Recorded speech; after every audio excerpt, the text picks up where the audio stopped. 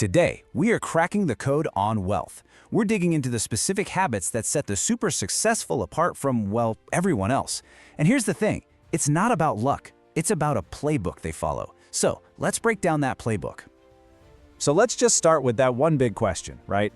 Why is it that some people seem to just build incredible wealth, while so many others work their tails off and feel like they're just spinning their wheels? It really does feel like there's some kind of secret formula. And that's what we're going to do here. We're going to decode that formula one habit at a time.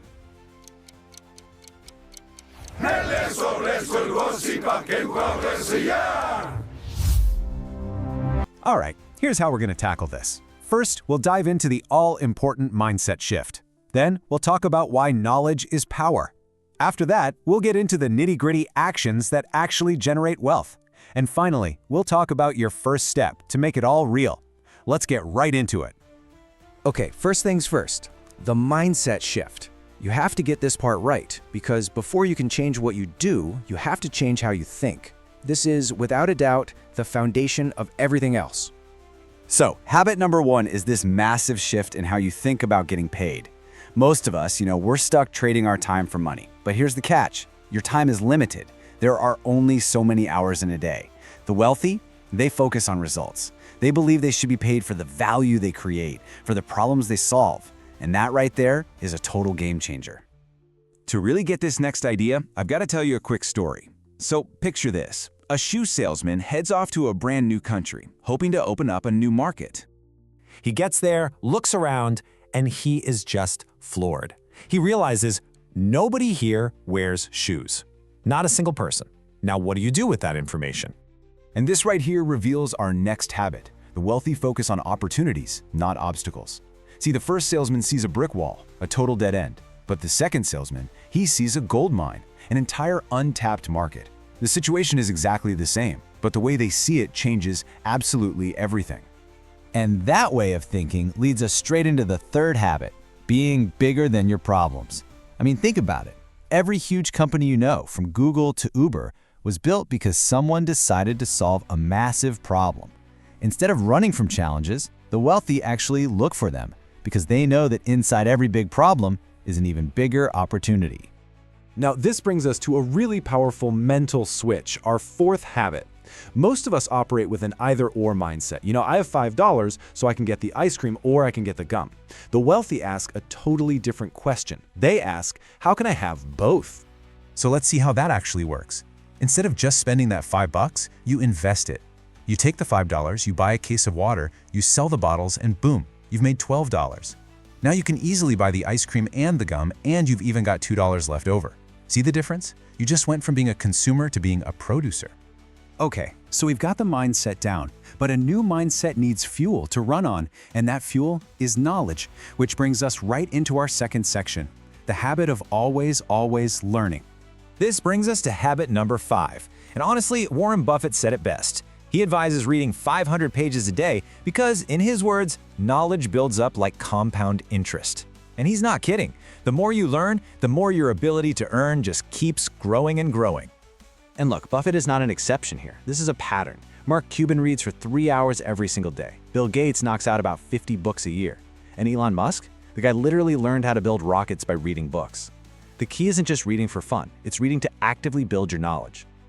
And if you want to see the difference, just look at this chart. It's kind of shocking, right? The wealthy make reading for self-improvement a daily priority. But for those struggling financially, only about 1 in 50 do the same. That's like trying to win a championship game without ever looking at the playbook. But all that knowledge doesn't do you much good if you just keep it locked away. And that brings us to habit number 6, promoting your own value. Now, this isn't about being arrogant or loud. It's about being able to confidently explain what you're good at and what you bring to the table. I mean, if you can't tell people what you're worth, how can you expect them to know? All right, we've talked about thinking and we've talked about learning. Now for the final piece of the puzzle, the specific actions that actually build wealth. Let's do this. Okay, habit number 7. You've probably heard this quote before, and it is so true. The wealthy are extremely intentional about who they hang out with. They make a point to surround themselves with successful, positive people who are talking about big ideas, not just gossiping. Your circle will either lift you up or drag you down. You have to choose it wisely. And building right on top of that is our 8th habit. They are active networkers. Wealthy people spend over 5 hours every single month just networking and volunteering. This isn't just about collecting business cards. It's about building a real community of driven, inspiring people and creating new opportunities through genuine connection. Habit number 9 is all about focus. You have to focus on your net worth, not just your income. And by the way, patrimonio is just the Portuguese word for it. Look, having a big salary is great, but it means absolutely nothing if you spend it all. Real wealth isn't about what you make, it's about what you keep and what you grow over time. And finally, our 10th habit, being dollar smart. So many people get caught in this trap of being penny smart but dollar stupid. You know, they'll spend an hour clipping coupons to save $3, but then they'll make a terrible decision on a car loan that costs them thousands.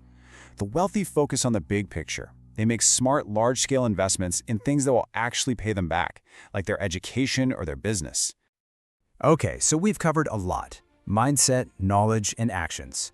Now let's pull it all together so you have a clear roadmap you can actually use. And here they are, all 10 habits in one spot. Focus on results. Read everything you can. See opportunities. Hang out with successful people. Promote your value. Be bigger than your problems. Think both. Focus on net worth. Be dollar smart. And network constantly. This is your blueprint. You know, looking at this list, the single most important thing to realize is that every single one of these is a choice. They're all habits.